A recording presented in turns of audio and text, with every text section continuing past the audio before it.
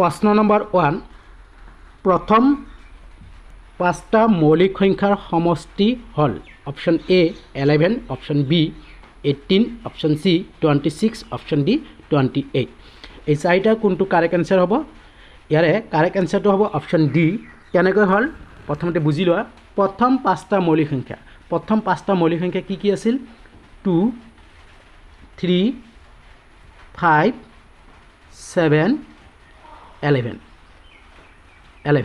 এতিয়া কি কৈছিল সমষ্টি মানে কি প্লাস গতিকে আমি প্লাস কৰি দিম প্লাস কৰিলে কিমান পাম 11 7 কিমান হ'ব 18 5 23 5 26 3 26 to 28 গতিকে কারেক্ট आंसर অপশন ডি বুজি পাইছে এবাৰ আইছো আমি প্ৰশ্ন নম্বৰ 2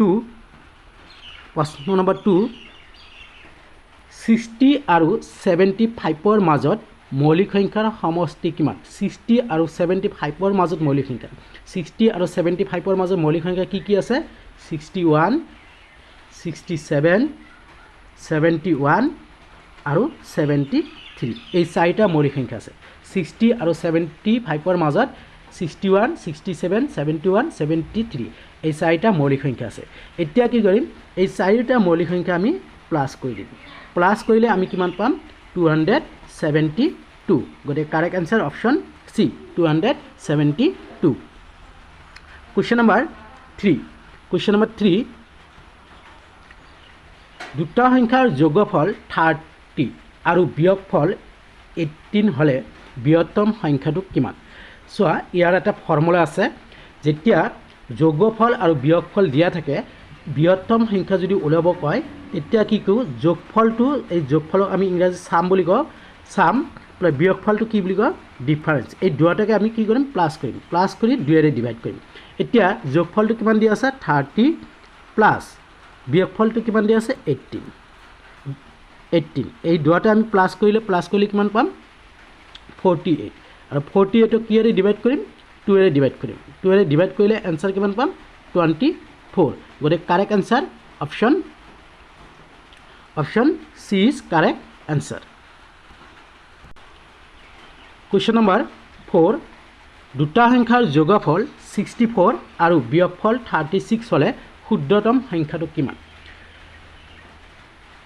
ইয়াৰ চাৰিটা অপশন দিয়া আছে option A 14 option B 16 option C 18 option D 20 প্ৰিয় বন্ধু বান্ধৱীসকল ভিডিওটো যদিহে ভাল লাগে তেতিয়ালে লাইক কৰিব কমেন্ট কৰিব যিমানে প্ৰায় ফ্ৰেণ্ডক শেয়াৰ কৰি দিব লগতে সাবস্ক্ৰাইব কৰি সাবস্ক্ৰাইব বেলটো ক্লিক কৰি দিব এতিয়া 4 নম্বৰ প্ৰশ্নটো কি কৈছে দুটা সংখ্যাৰ যোগফল 64 আৰু বিয়োগফল 36 হলে শুদ্ধতম সংখ্যাটো কিমান যদি বৃহত্তম কয় তেতিয়ালে এই যোগফল আৰু বিয়োগফলটো আমি কি কৰো প্লাস কৰি 2 এৰে ডিভাইড কৰো এবাৰ যদি শুদ্ধতম কৈছে তেতিয়ালে কি কৰিম আমি যেহেতু শুদ্ধতম কৈছে গতে শুদ্ধতমৰ ক্ষেত্ৰত কি কৰিম যোগফল অৰ্থাৎ সাম বিয়োগফল কি ডিফাৰেন্স এই দুটা আমি কি কৰিম মাইনাস কৰি 2 এৰে ডিভাইড কৰিম গতে যোগফল কিমান আছে 64 মাইনাস 36 64 ৰ পৰা 36 আমি মাইনাস কৰিম মাইনাস কৰিলে কিমান পাম আমি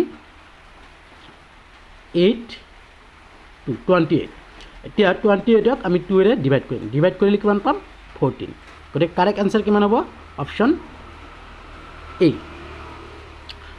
এ is correct answer question number 5 দুটা সংখ্যাৰ যোগফল 18 আৰু বিয়োগফল 12 হলে সংখ্যা দুটাৰ ইটো ভুল হৈছে সংখ্যা দুটাৰ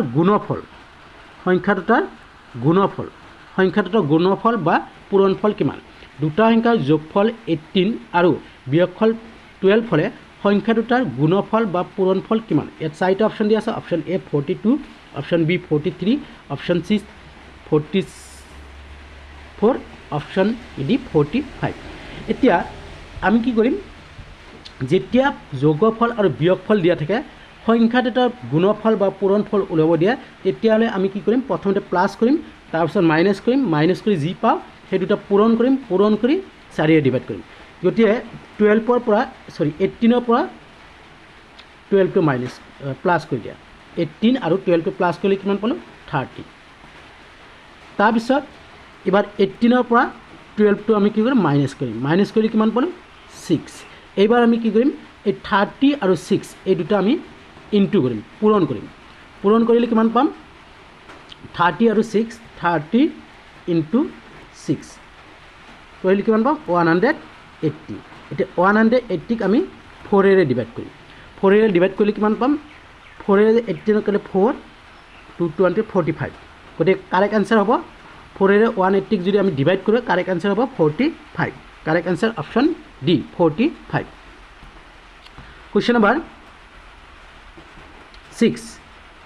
কুৱেশ্যন নম্বৰ 6, দুটা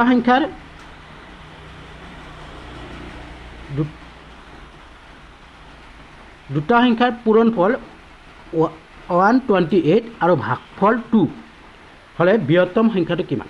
মনত ৰাখিব, যেতিয়া পূৰণফল আৰু ভাগফল দিয়া থাকে, বৃহত্তম সংখ্যা ওলাব দিয়ে, তেতিয়াহ'লে আমি কি কৰিম? পূৰণফল আৰু ভাগফলটো কি কৰিম? আমি পূৰণ কৰিম। পূৰণ কৰিলে যিটো পাওঁ তাক বৰ্গমূল ওলাম। বুজি পাইছেনে? আৰু শুদ্ধতম সংখ্যা কৰিলে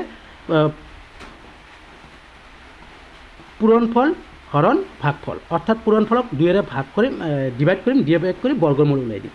বুজি পাইছে? কি কৰিম?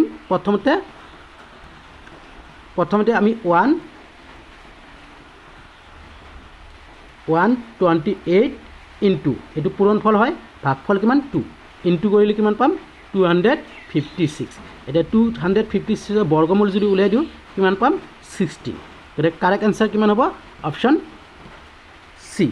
প্ৰিয় বন্ধু বান্ধৱীসকল, ইয়াৰ পিছত মই পৰৱৰ্তী ভিডিঅ'টো লৈ আহিছোঁ। ভিডিঅ'টো ভাল লাগিলে যিমানে পাৰে ফ্ৰেণ্ডক শ্বেয়াৰ কৰি দিয়ক, লাইক কৰক, ছাবস্ক্ৰাইব কৰক। আৰু অসমৰ যিকোনো চাকৰিৰ বাবে মই আপোনালোকৰ ওচৰত মেথছৰ একেবাৰে বেছিকৰ পৰা ভিডিঅ'বোৰ লৈ আহিম, যাতে বুজিবলৈ সুবিধা হয়। ধন্যবাদ।